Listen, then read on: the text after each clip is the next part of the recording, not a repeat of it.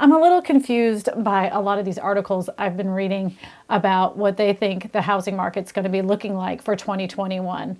Most of them say it's going to be an extremely rosy picture, that 2021 is going to look a lot like 2020 when it comes to housing, and home sellers are still going to be seeking bidding wars. While I do agree with some of that, I also think that they have forgotten about another part of the housing market that I'm going to be sharing with you today, that's going to be causing a big problem for not only for 2021, but for years to come. So are we heading for a housing crash or a housing boom? Well, you let me know what you think after you've heard the information that I'm about to give you today. Most of these economists haven't even mentioned it.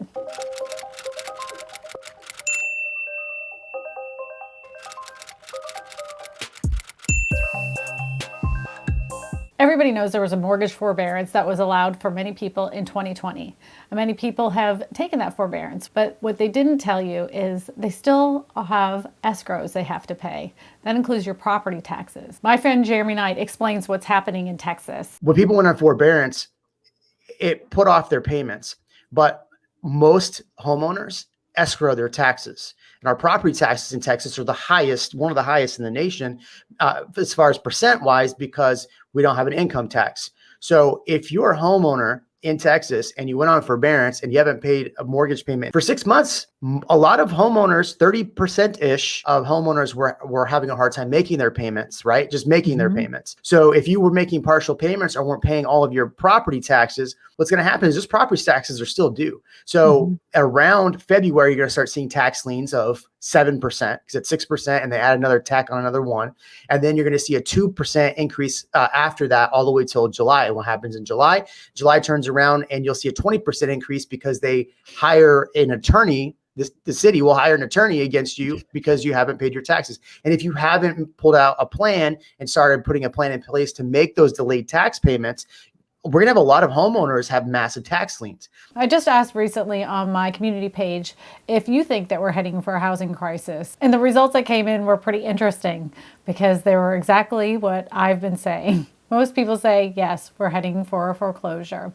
One of my subscribers, Jeff O'Toole, said, how does the mortgage crisis work? Mortgage deferrals intact, rent moratoriums intact. So when that finally lets loose, what happens? Does the federal government pay everyone's rent and mortgage? Does the federal government pay everybody's student loans? Do all taxes have to be deferred and get wiped away? Are credit card deferrals wiped away? If you wanted to hold back supply of housing, you could not figure out a better way to do it. Take away all these scenarios and you have a tsunami of supply. And what he's referring to is the fact that there's a lot of programs and ideas that have been floating around. Right now, I've been sitting here on the edge of my seat waiting for some kind of stimulus plan that's supposed to be happening in the United States. Another factor in all of this that people aren't even considering when it comes to this housing crisis that's looming in the distance is the fact that a lot of people live in manufactured homes. Much of my channel is dedicated to affordable housing options.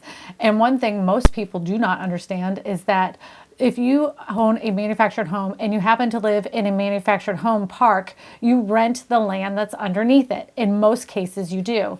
And with the mortgage moratorium that had come about, where you could restructure your mortgage and have those deferred payments, guess what? Those payments were not deferred for people that had rented land because it's not attached to the land. They have a different type of home loan, which is called a chattel loan. So those people were not able to put their payments at the end of their mortgage, which most people that live in manufactured homes are looking for the most affordable option. These are the people that are going to be in the most crisis and most likely lose their homes. Who wins in that situation? Generally, this happens to be the people that have the most low income type of jobs that are not able to work right now. And a lot of them have lost their job. Why are we not talking about this? What I think is happening and why these economists have kind of just ignored this whole fact is because of the fact that they know for a fact that investors are going to come through and they're going to go ahead and purchase these. People love to invest in manufactured homes and manufactured home parks. It's one of the best ways for an investor to make easy money. There's even a man named Frank Rolfe that has taught a whole university on how people can do these predatory type of investing. It's Frank Rolfe. His company is one of the largest park operators in the US, controlling over 30,000 home sites in 25 states. You see, it doesn't much matter who wins the election. All that matters is that the statistics show that Americans will continue to get poorer in that lower half of the population. Rolf is completely shameless about the degree to which his business depends on having a captive customer base, positively comparing it to running a Waffle House where everyone is chained to the booths. What I've found, and again, just as a heartless person, is that the customers are stuck there. They don't have any option. They can't afford to move the trailer. They don't have $3,000. So the only way they can object to your rent raise is to walk off and leave the trailer, in which case it becomes abandoned property and you recycle it, put another person in it. So you really hold all the cards. And that's why I think economists and housing experts haven't even mentioned this group of people that are probably the most affected by any kind of a downturn in the economy, because they know investors are going to buy up their properties.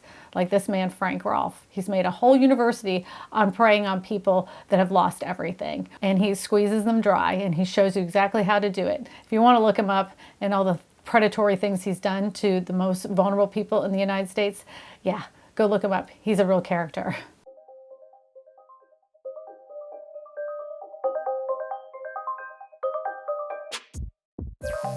Another aspect of housing for 2021, even though it may look rosy on paper, it doesn't really look good for the people that are buying their first home.